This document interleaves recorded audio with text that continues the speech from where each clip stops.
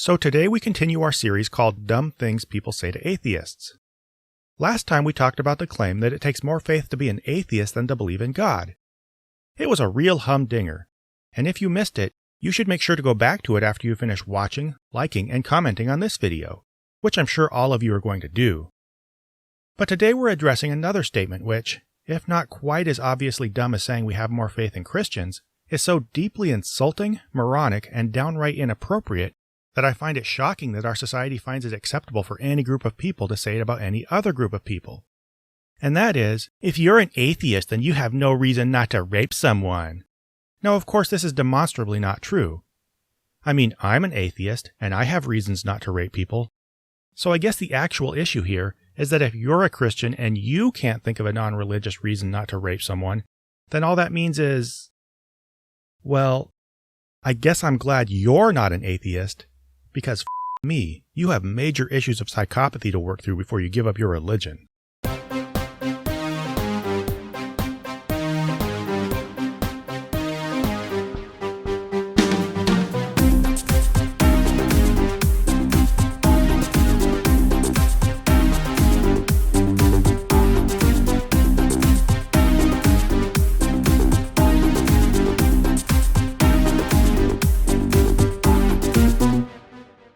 The first thing that should be pointed out is just how totally presumptuous this statement is. If someone is seriously at a loss for why another person wouldn't rape, then the minimally respectful and constructive thing to do would be to ask why they think rape is wrong, instead of telling them they don't have any reasons. For a Christian to assume that they fully grasp your atheism and the ways it impacts your personal decision-making process, and not only that, but to claim that they understand it so well that they can tell you have no motivation for not raping someone is just, well, arrogant. Now at this point we need to be very careful about something, and that's to avoid making assumptions about Christians' motivations. Part of the problem here is their proclivity toward making unfair assumptions about our motivations. So in addressing a problem with how they communicate with us, we need to avoid jumping to conclusions about why they communicate the way they do. Thus, when I say this comment is arrogant, I don't mean all Christians intend to be arrogant when they make it. Now, I generally think most people who say this are being at least a little dick-headed on some level, but in all sincere fairness, there can be all kinds of reasons that their religious mindset or some other factor has made this statement a sincere expression of how they understand morality. But regardless of intent or attitude, the fact is that this statement is functionally arrogant insomuch as it unfairly and unnecessarily degrades atheists and serves as an outright conversation stopper. And this is all before we consider the fact that it purposefully selects one of the most irredeemably horrible things one person can do to another to use as ammunition against us. So be polite, assume the Christian is probably just a decent person repeating some apologetic he or she heard, but recognize that this is not an okay thing to say to you.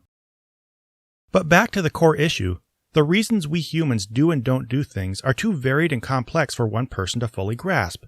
And it's important to recognize that other people may have good reasons for their behavior that you might not understand.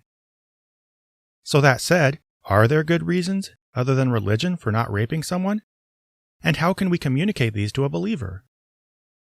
I think this is easily addressed using a little thought experiment. Imagine you are isolated in a room with an attractive young woman, and speaking purely in terms of physical impulses, you have a very powerful urge to have sex with her. But she has made it clear that she does not wish to do the same with you. Now, to make this only about morality, we'll say that there are absolutely no social or legal consequences for any action you might take. It's just you and the other person alone in the room, and that's it. Except, oh yeah, God's supposed to be around, right? And according to the Christian, that's the only moral reason you shouldn't rape her.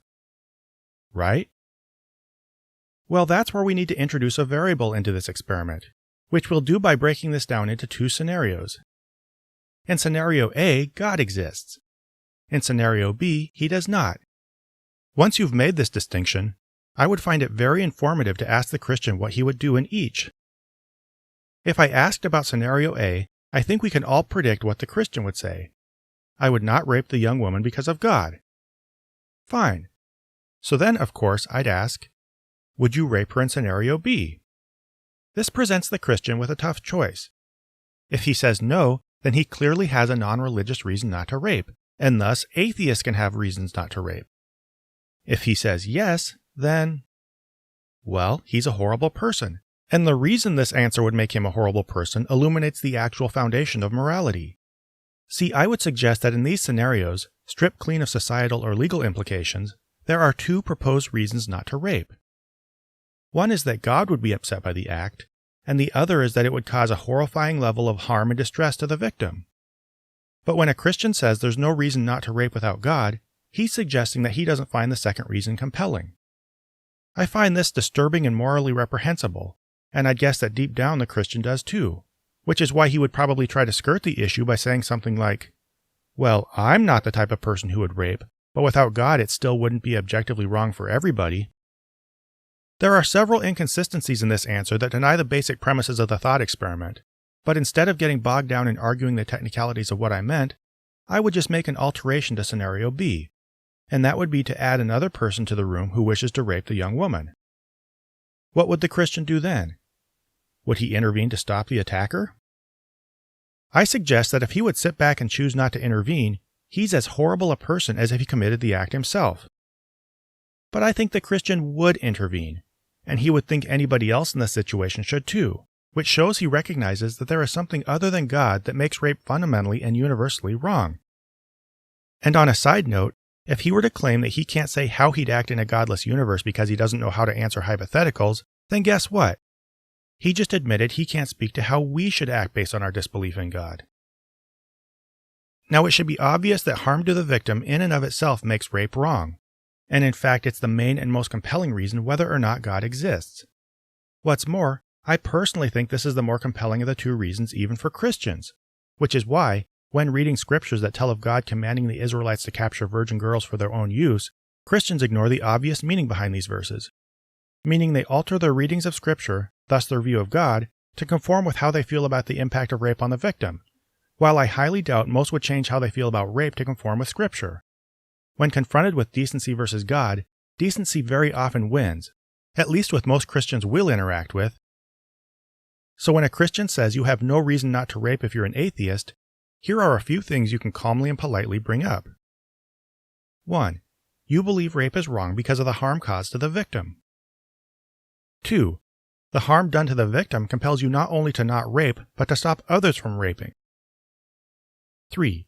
Your obligation to a potential rape victim is at least as important and objective as Christians' obligation to God. If they argue this point, you might bring up some of the thought experiments we discussed, or possibly ask them to honestly ponder whether, if they encountered a victim of sexual assault, they would be more bothered by the suffering of the victim or the fact that God was offended. Depending on your relationship with a person and how honest they wish to be with themselves, this should get them thinking. And finally, you could also add that, 4. Questions of objectivity aside, the fact is that they, like most people, would both avoid rape and protect rape victims in a godless universe. And this serves the function of a philosophical moral standard, whether or not it technically is one. Now I know this is an irritating topic. The statement is insulting, there's no good reason for it, and I'd say those who formulated the idea are total pieces of shit. But many Christians are just repeating it as they try to make sense of their faith in terms of a simplified idea of morality that it instills in them. Remember that, as much as I mock these ideas for the sake of helping us process the problems with them, the Christian people we interact with deserve our courtesy and may one day join our ranks. Anyway, next time I think I'll go for the "you only want to sin" one, because it's super obvious and a lot of people brought it up. If you have any other suggestions, please let me know in the comments section below. A huge thank you once more to my patrons, including Council of Zod members SR Foxley and Q. I really appreciate all your support. If any of the rest of you want to support me, or otherwise follow me, the Patreon and social media links are below. Also, if you have any suggestions of dumb things people say to atheists that you'd like me to cover, let me know in the comments. Thank you, and Zod bless Krypton.